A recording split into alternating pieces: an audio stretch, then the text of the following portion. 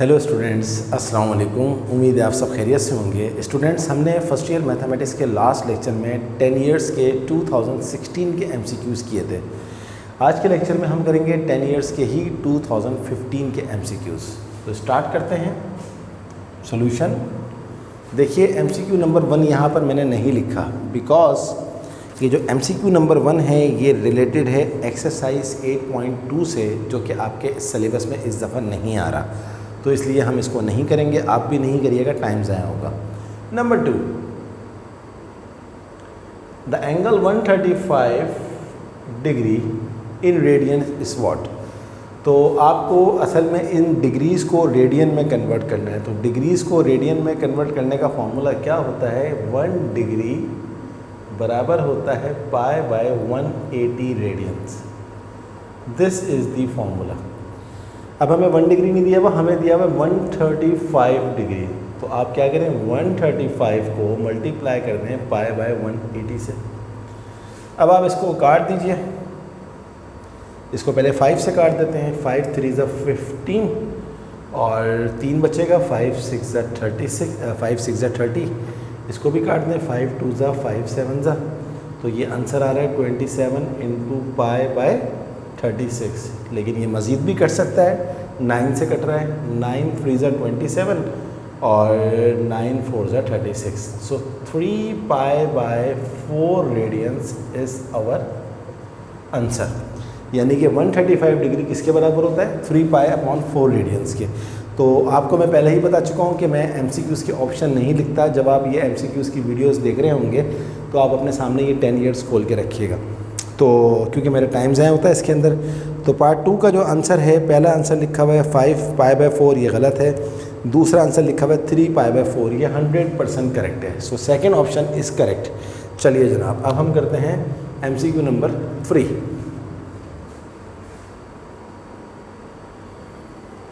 MCQ number 3 क्या है? If sine theta is less than 0। जब कोई चीज़ 0 से छोटी होती है तो उसका मतलब होता है नेगेटिव। और आगे लिखा हुआ है cos theta is greater than 0। जब कोई चीज़ 0 से बड़ी होती है तो वो पॉजिटिव होती है। तो कहता है then row of theta is in which quadrant. तो हमें पता है हमारे पास टोटल 4 क्वाड्रेंट होते हैं। ये आपका कहलाता है फर्स्ट क्वाड्रेंट, ये कहलाता है सेकंड क्वाड्रेंट, ये कहलाता है थर्ड, ये कहलाता है फोर्थ। फर्स्ट के अंदर सारे पॉजिटिव होते हैं। सेकंड के अंदर साइन और कॉसेक पॉजिटिव होते हैं, बाकी सारे नेगेटिव होते हैं। थर्ड के अंदर टेन और कॉट पॉजिटिव होते हैं, बाकी सारे नेगेटिव होते हैं। और फोर्थ के अंदर कॉस और सेक पॉजिटिव होते हैं, बाकी सारे नेगेटिव होते हैं। तो अब देखिए साइन थीटा नेगेटिव कहाँ कहाँ होता है? सेकंड में और फोर्थ में। सेकंड में साइन थीटा नेगेटिव कहाँ होता है? थर्ड में और फोर्थ में। सो थर्ड में नहीं हो सकता क्योंकि थर्ड में फिर कॉस भी नेगेटिव होता है। तो फोर्थ क्वाड्रेंट जो है ऐसा क्वाड्रेंट है जहाँ पर साइन नेगेटिव होता है और कॉस पॉजिटिव होता है। तो इसका आंसर होगा फोर्थ क्वाड्रेंट। तो एमसीक्यूज़ में कौन से ऑप्शन में ये सही लिखा हुआ है देख लेते हैं।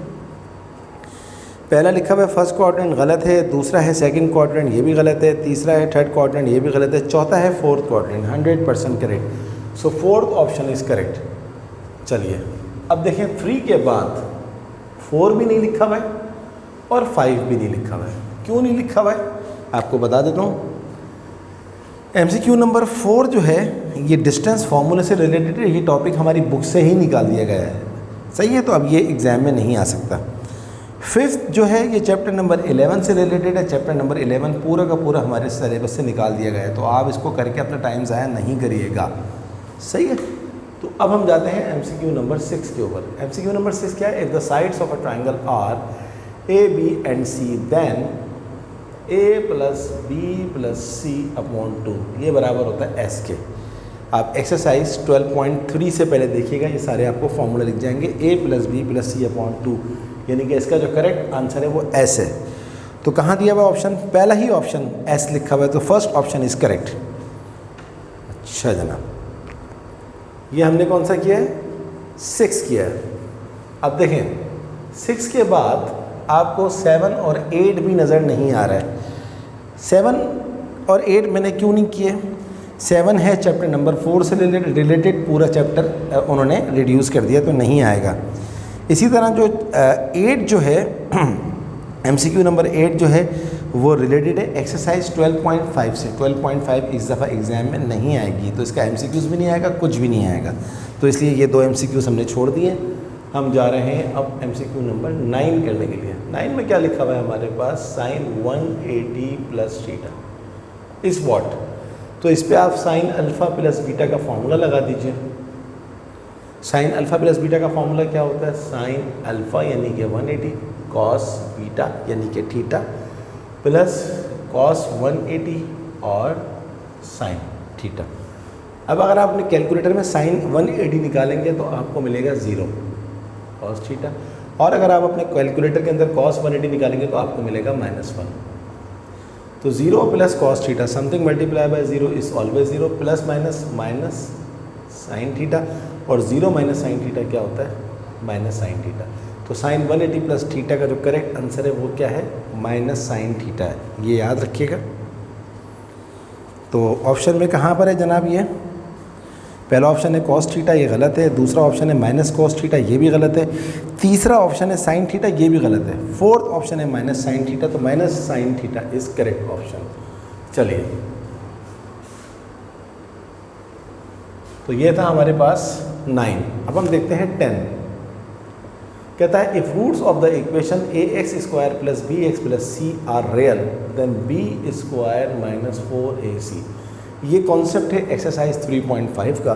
इस चीज़ को हम बोलते हैं डिस्क्रिमिनेंट। तो अगर हमारे पास रूट्स रियल होते हैं तो डिस्क्रिमिनेंट 0 से बड़ा होता है, और कोई भी चीज़ जो 0 से बड़ी होती है तो उसको हम कहते हैं पॉजिटिव।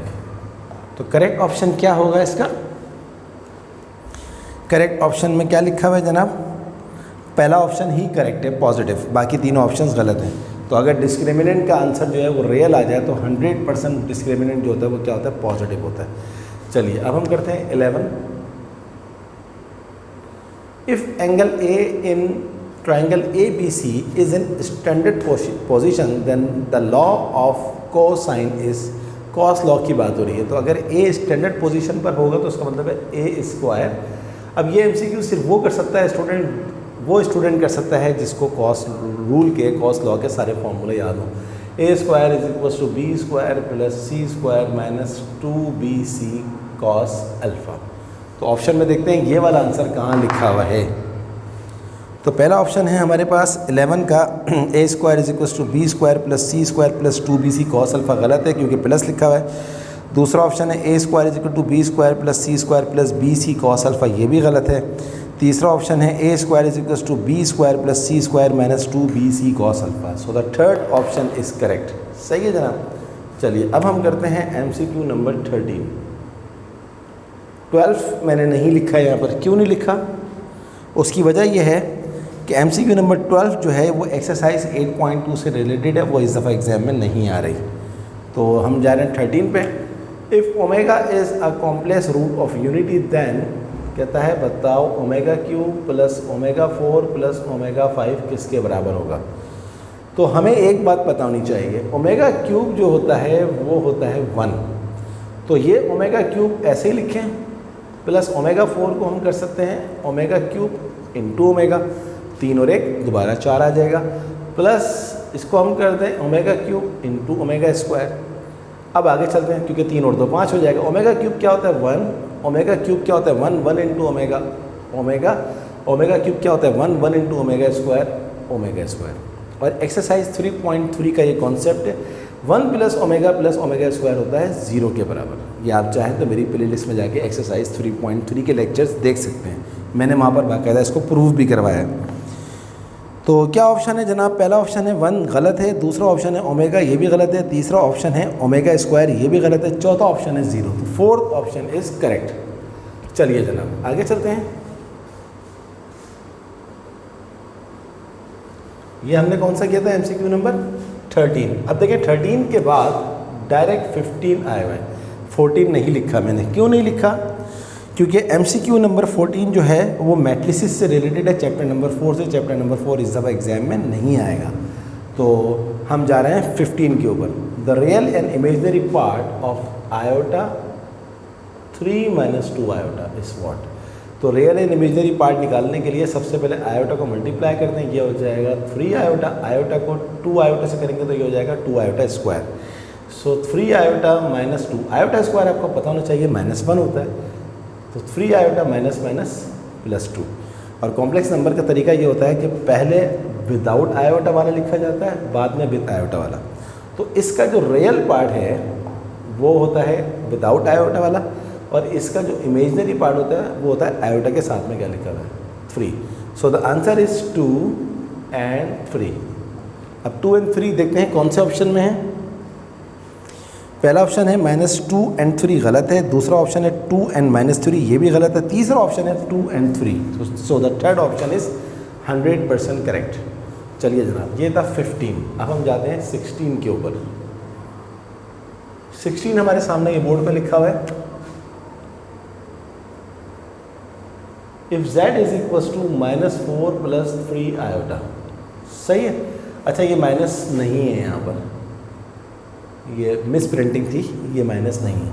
तो कहता है देन z का कॉन्जुगेट किसके बराबर होगा। याद रखिएगा, कॉम्प्लेक्स नंबर का जो कॉन्जुगेट निकलता है उसमें आयोटा के साथ में जो नंबर लिखा होता है उसकी साइन चेंज होती है। प्लस होगा तो माइनस, माइनस होगा तो प्लस।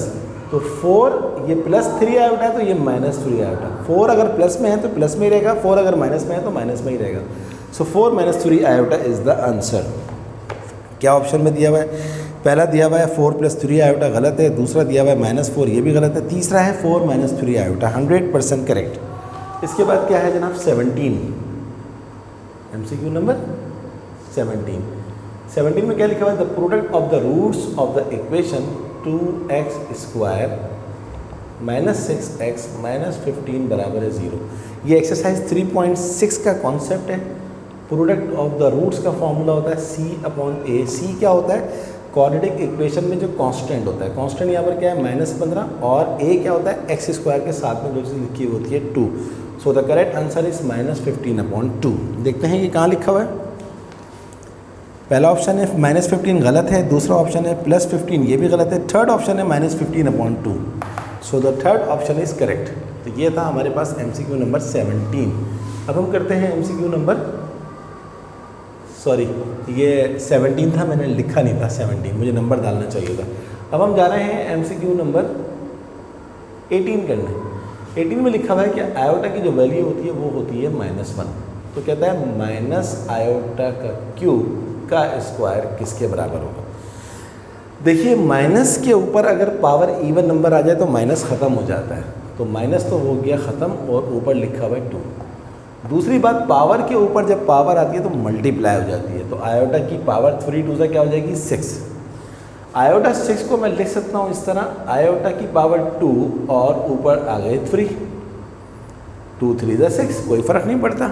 या मैं डायरेक्ट यहीं कर लेता, इंटरचेंज कर लेता, 2 को अंदर ले जाता, 3 को बाहर ले जाता। बात देखिए, आयोटा स्क्वायर क्या होता है? -1, और माइनस की पावर ऑड नंबर हमेशा क्या होती है? माइनस होती है। So the -1 is final answer. Option में ये कहाँ दिया हुआ है? ऑप्शन में ये दिया हुआ है हमारे को, पहला ऑप्शन गलत है 1, दूसरा ऑप्शन आयोटा गलत, तीसरा ऑप्शन माइनस आयोटा गलत, चौथा ऑप्शन जो है -1 इज़ द करेक्ट आंसर। तो एक्सक्यूज़ मी, अब हम जा रहे हैं अगला MCQs करने के लिए। 18 के बाद देखिए 19 मैंने नहीं लिखा हुआ, उसकी वजह यह है कि 19 जो है वो है ज्योमेट्रिक मीन, आपका एक्सरसाइज 6.6 से related, chapter number 6 sequence and series से रिलेटेड है, वो इस दफ़ा एग्जाम में नहीं आ रहा। तो ये आप करेंगे तो आपका टाइम ज़ाया होगा, मैं करूँगा तो मेरा भी टाइम ज़ाया होगा, तो इसलिए हमने 19 छोड़ दिया। अब हम जा रहे हैं 20 के ऊपर। NPR, ये एक्सरसाइज 7.2 का कॉन्सेप्ट है जिसमें हमने परम्यूटेशन पढ़ा था। NPR का सिर्फ आपको फॉर्मूला याद होना चाहिए, n⁴/n - r⁴। That's it. कितने आसान MCQs हैं। तो कौन सा ऑप्शन करेक्ट है? पहला ऑप्शन है n⁴/r⁴ इंटू n - r⁴, गलत है। दूसरा ऑप्शन है n⁴/r⁴, ये भी गलत है। तीसरा ऑप्शन है n⁴/n⁴ -r⁴, ये भी गलत है। चौथा ऑप्शन जो है n⁴/n - r⁴। So the fourth option is correct. तो स्टूडेंट ये थी हमारी आज की क्लास जिसमें हमने ईयर 2015 के MCQs कंप्लीट कर लिए हैं सारे।